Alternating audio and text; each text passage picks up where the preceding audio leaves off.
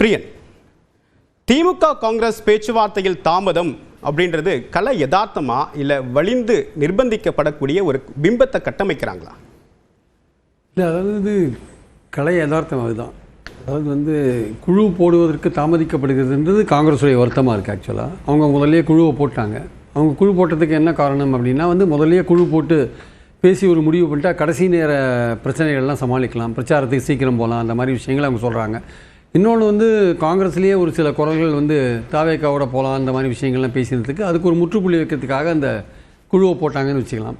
But அவங்க குழு போட்டு கிட்டத்தட்ட ஒரு மாதத்துக்கு மேலே இருந்து இன்னும் திமுக சைட்லேருந்து ரியாக்ஷன்ஸ் கிடையாது. அவங்க என்ன நினைக்கிறாங்க, திமுக அவங்க கடைசி கட்டத்தில் அரசாங்கத்தில் பல வேலைகள் இருக்குது, திறப்பு விழாக்கள் அது இது எல்லாம் அவங்க பண்ணிகிட்ருக்காங்க. ஸோ அதை பட்ஜெட் அது இதுன்னு அதில் பிஸியாக இருக்காங்க. ஸோ அதனால் இந்த முடியட்டும், இந்த 17ஆம் தேதி ஃபைனல் ஓட்டர் லிஸ்ட்லாம் வந்த பிறகு குழு போடலான்னு அவங்க வெயிட் பண்ணிகிட்ருக்காங்க. இது காங்கிரஸுக்கு ஒரு பதற்றத்தை உண்டாக்கியிருக்கு. அந்த கட்சியில் இருக்கிற பல எம்பிக்கள் ஒரு தாவேக்காக்கு ஆதரவான ஒரு குரல்கள் அல்லது ஆட்சியில் பங்கு, அதிக இடங்கள் போன்ற விஷயங்களை கேட்குறதுக்கு, அல்லது தாவேக்கா ரொம்ப பெருசாக செல்வாக்கு இருக்குது அப்படின்ற பேசுகிற மாதிரியான விஷயங்களெல்லாம் அவங்க பண்ணுறதை பார்க்குறோம். விஜயை போய் பார்க்குறாங்க, காங்கிரஸ் பிரமுகரெல்லாம் போய் பார்க்குறாரு, அதெல்லாம் நம்ம பார்க்குறோம். ஸோ அவங்களுக்கு ஒரு பதட்டம் வந்திருக்கு. அதாவது அவங்க என்ன நினச்சாங்க, ஒரு குழுவை போட்டவுடனே ஒரு குழுவை போட்டு பேசி எத்தனை இடங்கள் தெரிஞ்சிடும், அது திருப்தியாக அதிருப்தியான்னு தெரிஞ்ச பிறகு அடுத்த கட்ட நடவடிக்கை போகலாம் அவங்க பார்த்தாங்க. இவங்க நாங்கள் வழக்கமாகவே லேட்டாக தான் குழுவை போடுவோன்ட்டு இவங்க கடத்தின்னு இருக்காங்க. ஆனால் அதுக்குன்னு பேசாதில்லை. காங்கிரஸ் திமுக அந்த கூட்டணி கட்சிகளோட பேசாமல் இல்லை, எல்லா கட்சிகளோடையும் அவங்க பேசிகிட்டு இருக்காங்க. அவங்களுடைய முக்கியமான இது நோக்கம் என்னவாக இருக்குன்னா, முதல்ல நம்பரை ஃபிக்ஸ் பண்ணுறது. இப்போ தேமுதிக வரதா இல்லையான்னு ஒரு பேச்சு ஓடிட்டுருக்கு. அவங்க வந்தால் எப்படி பண்ணுறது, அவங்க வராது இருந்தால் என்ன பண்ணுறது, அவங்க வராத போனால் வந்தால் எப்படி டிஸ்ட்ரிபியூட் பண்ணுறது, வராது இருந்தால் எப்படி டிஸ்ட்ரிபியூட் பண்ணுறது, இந்த மாதிரி விஷயங்கள். அப்போது ஒவ்வொரு கட்சிகள்கிட்டையும் ஒரு கட்சிகள், தனிநபர்கள் நிறைய பேர் திமுக அணியில் இருக்காங்க. இப்போது தனியரசு உட்பட கருணாஸ் உட்பட நிறைய பேர் இருக்காங்க. புதுசாக வந்திருக்கிற கமல் உட்பட எல்லாம் இருக்காங்க. ஏன்னா எல்லாம் எங்களுக்கு டபுள் டிஜிட் வேணும், ட்ரிபிள் டிஜிட் வேணும்லாம் சொல்லிட்டு இருக்காங்க. ஸோ அப்படி இருக்கும்போது இவங்க என்ன பண்ணுறாங்க, திமுக என்ன பண்ணுறாங்க, ஃபார்மலாக பேச்சுவார்த்தை குழு ஆரம்பிக்காமல் அந்த தலைமையிட்ட இன்ஃபார்மலாக பேசுகிறாங்க. ஒரு நம்பரை ஃபிக்ஸ் பண்ணுறாங்க. முதல்ல நீங்கள் குழுவில் போட்டு ஆரம்பித்து நம்பரை ஃபிக்ஸ் பண்ண ஆரம்பிச்சிங்கன்னா அதில் ஒரு குழப்பம் வரும். வெளியில் போகிற செய்திகள் இந்த கூட்டணிக்கு ஒரு பலவீனத்தை உண்டாக்கும்னு பண்ணுறாங்க. அந்த தலைமையோட ஒரு நம்பரை ஃபிக்ஸ் பண்ணிட்டா குழு பேசும்போது தொகுதிகளை ஃபைனலைஸ் பண்ணிக்கலாம் அப்படின்ற ஐடியாவில் ஒரு நம்பரை காங்கிரஸுக்கு சொல்லியிருக்காங்க. அந்த நம்பர் காங்கிரஸ் ஒத்துக்கல. திமுக பேசுது அப்படின்னா அது ஷோடங்கருக்கு தெரியாதா, இல்லை தெரியாதனால அப்படி ரியாக்ட் பண்ணுறாரா, இல்லை அது ரியாக்ட் பண்ணணும்னு சொல்லிட்டு தலைமை கன்வே பண்ணாமல் இருக்காங்களா? அது தலைமை அவருக்கு சொன்னாங்களா இல்லையா நமக்கு தெரியாது. ஆனால் திமுக தரப்பில் என்ன சொல்கிறாங்கன்னா, அந்த ஃபிகரை நாங்கள் சொல்லிட்டோம், அது 27, 28, 30 ஏதோ ஒரு ஃபிகரை நாங்கள் சொல்லிட்டோம். அதுக்கு அவங்க ஒத்துக்கிட்டாங்கன்னா உட்காந்து குழு நாங்கள் 17ஆம் தேதிக்கு அப்புறம் போடுவோம், போட்டால் உட்காந்து பேசலான்ற மாதிரி சொல்கிறாங்க. அவங்களுக்கு என்னென்னா அந்த ஃபிகரை தெரிஞ்சுக்கலாம், அதிகமாக இருக்கா இல்லையா அப்படின்ற ஒரு விஷயங்கள் எங்களுக்கு போகலை, வி வாண்ட் மோர் அப்படின்னு கேட்கறதுக்கான ஒரு வாய்ப்பு. இல்லை அதுக்கு ரொம்ப எக்ஸ்ட்ரீம் ஸ்டெப்பாக இல்லைங்க நாங்கள் ஆட்சியிலையும் பங்கு தர மாட்டேன்றீங்க, அதிகமான இடங்களும் கொடுக்க மாட்டேன்றீங்க அப்படின்னு இன்னும் கொஞ்சம் ஒரு மோதலை அதிகப்படுத்துகிற மாதிரியான விஷயங்களும் எடுத்துகிட்டு போகிறது. அந்த மோதலுக்கான சயின்ஸ் இப்போ தெரியுதா? இப்போ அவங்க இல்லை உடனடியாக பேச்சுவார்த்தை நடத்துங்கள் அப்படின்னா ஒரு பேரலாக இன்னொரு நெகோஷியேட்டிங் ஒரு பேக் சேனலில் ஒரு ஓப்பன் பண்ணி இன்னொரு பார்ட்டிகிட்ட பேசுறது அப்படின்றது வழக்கம். இப்போ தேமுதிக அப்படி தான் பண்ணுறாங்க அப்படின்றது ஒரு கருத்தாக இருக்குது. காங்கிரஸ் அந்த மாதிரியான எந்த விதமான முயற்சியும் பண்ணலையே. இல்லை, காங்கிரஸ் பண்ணலை. பட் திமுக காங்கிரஸை அதோட கூட்டணியில் வச்சுக்கணும்னு தான் நினைக்கிறாங்க. ஆனால் அவங்க எதிர்பார்க்குற இடங்களை அவங்க கொடுக்கணும்ல. அந்த இடங்கள் கிடைக்கலன்னா அவங்க ஒரு முடிவு எடுக்க வேண்டிய அவசியம் வரும். அல்லது முடிவு எடுக்காத சரி நாங்கள் ஒப்புக்கொண்டு போகிற ஒரு விஷயம் இருக்கும். அது எல்லாத்தையுமே நீங்கள் கணிக்க வேண்டியிருக்கும். நீங்கள் இங்கேருந்து ஒரு ஆல்டர்னேட் உங்களுக்கு என்ன இருக்குது, தாவேக்கா இருக்குது, தாவேக்காவுக்கு என்ன செல்வாக்கு இருக்குது ஒன்றும் தெரியாது.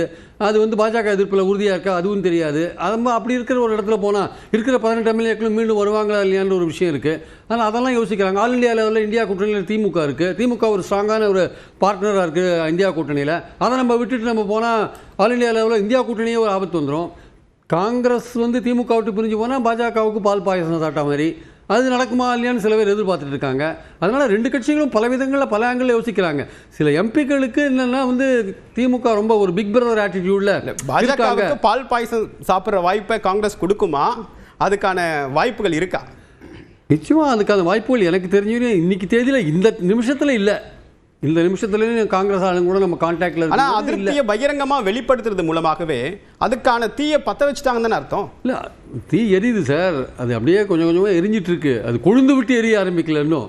அது திமுக வந்து அந்த தீயை அணைக்குதா இல்லை இன்னும் கொழுந்து விட்டு எரிய வைக்குதான்றது காங்கிரஸ் அவங்க சொல்கிற நம்பரை ஏற்றுக்கிறது தான் இருக்குது ஆக்சுவலாக. அது ஏற்றுன்னு போனாலும் போகலாம், சொல்ல முடியாது. ஏன்னா வேறு பல விஷயங்கள்லாம் கன்சிடர் பண்ணுறாங்க. நம்பிக்கைக்குரிய ஒரு தோழமையாக இருக்கிற திமுகவை விட்டுட்டு இந்தியா கூட்டணியிலேருந்து அவங்க போயிட்டாங்க, நம்ம போயிட்டாங்கன்னா அவங்களும் போயிடுவாங்க. ஆல் இண்டியா லெவலில் ஒரு இமேஜ் மோடியை எதிர்த்து நீங்கள் 29 வரையும் ஃபைட் பண்ண வேண்டிய அவசியம் இருக்குது. அந்த மாதிரி விஷயங்கள்லாம் அவங்க கன்சிடர் பண்ணுறாங்க. விஜயோடைய பாஜக எதிர்ப்புன்றது கேள்விக்குறியான விஷயமா இருக்குது. விஜயோடைய செல்வாக்கே வந்து கேள்விக்குறியான விஷயமா இருக்குது. இருக்கிற 18 எம்எல்ஏக்களும் பறக்கிறத பிடிக்க போய் இருக்கிறத விடக்கூடாதுல்ல, அந்த மாதிரி விஷயங்கள்லாம் இருக்குது. அதனால் வந்து பிரச்சனை இருக்குது. இந்த பிரச்சனையை வந்து காங்கிரஸ் எதிர்பார்க்குற அளவு சுமூகமாக உடனடியாக தீர்க்கறதுக்கு திமுக இறங்காது காரியத்தில். அவங்க வந்து இந்த நோட்டிஃபிகேஷன் போடுறதுக்கு முன்னாடி அவங்களுக்கு வேறு பல காரியங்கள்லாம் இருக்குது அரசாங்கத்தில். அதெல்லாம் முடிச்சுட்டு கட்சி சார்பாகவும் இருக்குது. அதெல்லாம் முடிச்சுட்டு அவங்க மெதுவாக தான் போடுவாங்க. இவங்க அவசரத்துக்கு அவங்க வேலை செய்ய மாட்டாங்க. அதெல்லாம் பொறுத்து இருந்து காத்திருக்க வேண்டியது காங்கிரஸ் தான். அவங்க இன்னும் ஃபர்தராக வந்து இதை அக்ரிவேட் பண்ணுறதா வேண்டாமான்னு முடிவு பண்ணுறது அவங்க தான் ஆக்சுவலாக. சார், திரு நவநீத், தேர்தல் கிழமையே மாறிடுச்சு. நாங்கள் பீகார் ஜார்க்கண்ட் அதெல்லாம் பாடம் கற்றுக்கிட்டோம். இப்போ வேகமாக செயல்பட வேண்டிய தேவை இருக்குது அப்படின்னு சொல்லிட்டு காங்கிரஸ் உடைய மாநில தலைவர் செல்வ பெருந்தகை சொல்கிறாரு. திமுக கடந்த காலங்களில் என்ன ஸ்ட்ராட்டஜி ஃபாலோ பண்ணாங்களோ அதான் ஃபாலோ பண்ணணும்னு சொல்கிறோம். ஸோ இது காங்கிரஸ் கட்சி வேகம் காட்டுதா இல்லை அவசரப்படுத்துகிறாங்களா? அவசரப்படுறதுக்கு பின்னாடி வேறு ஏதாவது வியூகம் இருக்கா? வியூகம் இருக்கிறதுக்கான வாய்ப்பு என்னன்னா, காங்கிரஸ் கட்சியிலேயே பார்த்தீங்கன்னா அவங்களுக்கு அது வந்து பேர் போன கட்சி, உட்கட்சி பூசலுக்கு. அதில் வந்து அதாவது எப்படி இருக்குன்னு பார்த்தீங்கன்னா, தமிழக காங்கிரஸ் ஒரு பக்கம் இருக்கும், ஐஎன்சி இந்தியன் நேஷனல் காங்கிரஸ்னு ஒரு பிரிவாக அவங்க செயல்படுறாங்க. ஏன்னா ஒவ்வொருத்தருக்கும் ஒரு இருக்குது. ஏன்னா இப்போ நீங்கள் சொல்ல மாதிரி இப்போ சார் சொன்னார் இல்லையா, தாவைக்காவோட சில பேர் போகணுன்னு விருப்பப்படுறாங்க, சில பேர் வந்து இதே கூட்டணி போகணுன்னு இருக்காங்க. ஸோ அதனால் அவங்களுக்குள்ளே ஒரு குழப்பம் இருக்கிறது. பட் அதில் ஒட்டுமொத்தமாக நம்ம பார்க்கும்போது நீங்கள் பார்த்தீங்கன்னா இந்திய கூட்டணி எடுத்தீங்கன்னு வைங்க, ஃபார் எக்ஸாம்பிள் பியூஷ் கோயல் மேலிட பொறுப்பாளர் நெகோசியேட்டர் மாதிரி இருக்கிற அப்பாயிண்ட் பண்ணிட்டாங்க. ஒரு யூனியன் மினிஸ்டர் அப்பாயிண்ட் பண்ணிட்டாங்க.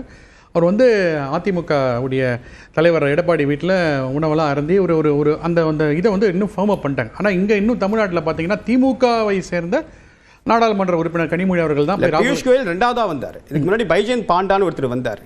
அவர் ஏன் வந்தார், ஏன் மாற்றினாங்க? இல்லை சரி, அவங்களோட இது வந்து ஒரு வின்னிங் டீல் வேணுன்றதுக்காக தான் பியூஷ் கோயல். ஏன்னா அவர் ஆல்ரெடி தமிழ்நாடு டோபோகிராஃபி தெரிஞ்சவர், இதுக்கு முன்னாடி இருந்திருக்காரு. இல்லை அதே ஸ்ட்ராட்டஜி திமுக. இல்லை அதான் நான் சொல்ல வரேன், நான் ஃபஸ்ட்டு முடிச்சிட்டேன்.